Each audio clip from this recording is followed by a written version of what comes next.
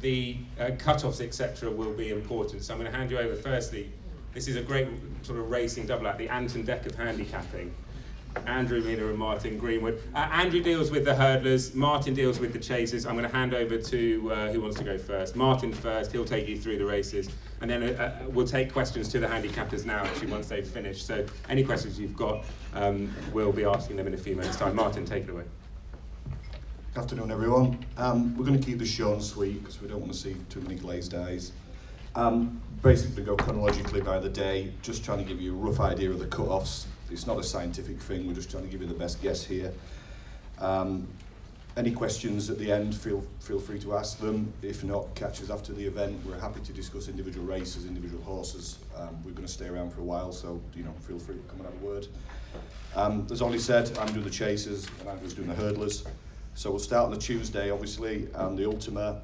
Last year the bottom weight that got in was 140.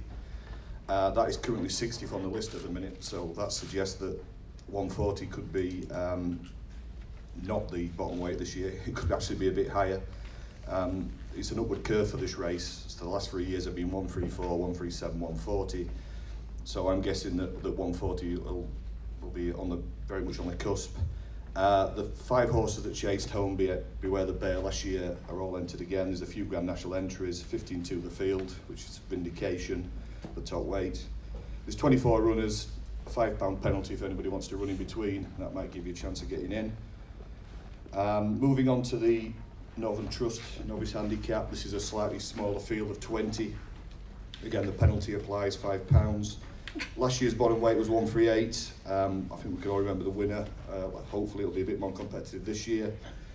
The 20th horse currently is 141, and the 138 from last year is currently 33rd on the list. So you're probably looking roughly around the same area, high 130s. For anyone who's interested, the top weight is 11.11 in this race, which may look a bit weird because it should be 11.10. The reason for that is that Southfield Stone qualified on 144 when the entries came out, ran on Saturday, and has gone up £2 since, but he's still able to run in this race, just in case you're wondering why there's a £1 difference there. I shall pass over to Andrew for the few hurdle races. Well, we'll kick off with the Coral Cup on the Wednesday. The weight range in this race, usually around £20. William Henry's top weight 157, so you'd be looking at 137 maybe for the cut-off. Last couple of years it's been slightly lower than that. I would suspect around 135 is where it will fall this year. As I just said, William Henry won last year. He actually won the National Spirit Hurdle Fontwell on Sunday. He's got up £1 for that, so he's 157. Nicky Henderson also has plenty of other horses in this race, including Burrows Edge, who won the Lanzarote, and Dame de Campagna, who's been in the news recently because she was the subject of a successful handicap appeal, so she's been dropped £2 now, so she's off 140, which is 8 higher than she won at Cheltenham in December.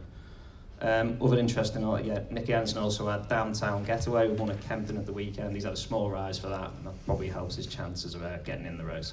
Right, we'll move on.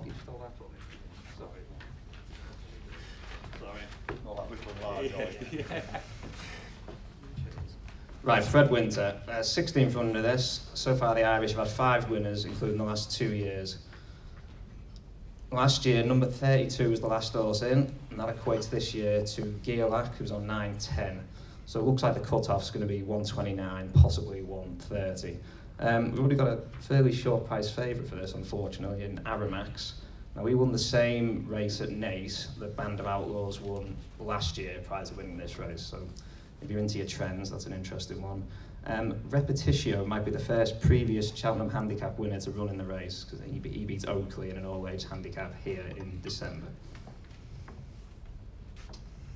So moving on to Thursday, the Brown Advisory. Again, I think I should have said this at the beginning, but there's so many multiple entries in these races. Obviously, it's very difficult to know which horse is going to go in, which could well affect the field, the rating you're going to get in at. And this looks as competitive ever. The race on January Trials Day here actually produced the first 2 last year. Surrey de Lac was one of them, that's entered again. And Sapage or Sapage and Spirit of Games were the first 2 this year, and they're both entered. So again, if you're into the trends, that might be of interest. Spirit of Games was 3rd last year, obviously. 24 runners, £5 penalty again. The 24th horse at the minute is currently rated 147. Last year the weight to get in was 135, but that's currently 77th on the list. So again, I think you're looking more towards 140 than probably 135 this year, but obviously these things can change very, very quickly. It's 9 to 1 the field at the minute, simply the bets. I know the trainer's in today, so I'm sure he's very pleased about that. Fulk Walwyn, obviously long established race, 0 to 145, 24 runners, £5 penalty, 10 to 1 the field at the minute. This has got a very up and down bottom weight. Last year it was 133, the year before it was 119, the year before that it was 133. But the 58th horse at the minute is 133. Again, you might be looking mid 130s this time to get in. Back to some hurdlers. Right, the Potemps. So usually to get in this race, it's usually around 134, 135. So that's Guitar Pete and Sunset Showdown as things stand. There's actually only 40 horses qualified this year, which is quite a low number. It's probably affected. I think we've had a couple of qualifiers abandoned recently, so that's probably why. Ireland have won the last 4 runnings of this, and there's 3 previous festival winners in the entries. You've got Cider Burley, who won it last year. He won it off 145 last year. He's 152 this time round. He qualified in the Warwick race, where he was staying on 4th. The other 2 past festival winners, Kilbrick and Storm. He won the 2018 Albert Bartlett. He's gradually come down the weight since, and he's now 140. And then you've got Storyteller, who's also Gordon Elliott, who also trained Cider Burley. He won the plate over fences here in 2018 off 147, and he runs here off 149. Other interesting runner could be one for the team. He absolutely trotted up at Newbury by 14 lengths. He got £12 rise for that, but he also has the option of the Albert Bartlett. The last chase is the Grand Annual, obviously another well-established race. Field size was reduced to 20 last year for the first time, and the bottom weight to get in last year was 134, which was actually lower than when the field size was bigger, which was quite bizarre. An average of the lowest rated if the field was 20, going back over the years, would suggest somewhere around the 140 mark. Again, I'm sorry I can't be more specific on that, but as you can, so many multi-entered horses that's going to affect things. 4 of the first 5 are in again from last year, including Croco Bay, who won at a big price, and he's 10 to 1 the field as things stand this morning, according to Oddschecker. Right, County Hurdle. Again, this is difficult to predict the cut-off here because there's so many horses who also entered in the Cobble Cup and the Mountain Pipe. So last year, number 87 got a run. That would equate to 130 this time. But in 2019, it was number 70, which equates to 134. So it's going to be somewhere in that range, I would have thought. Cheltenham Handicappers is actually still a maiden. I think he's favourite for this race. He's been 2nd in the Betfred Hurdle, and he was 3rd in the Fred Winter last season. Dan Skelton's won the last 2 renewals of this. He's got both of those horses are in again. Chittabella won in 2019 off 146. He's now 155. He was 3rd in the Kingwell at the weekend. Moayed won off 139 in 2018. He was 7th off 153 last year, and he's now down to 142. And then we'll just finish with the Mountain Pipe. Now the lowest horse in this race last year was 126. Now, usually it's around 135, so whether that's an anomaly or not, we don't know. Obviously, we'll see what this year's brings, but I suspect it will be back up. Given the amount of entries, I suspect it will be back up in the sort of mid-130s mark.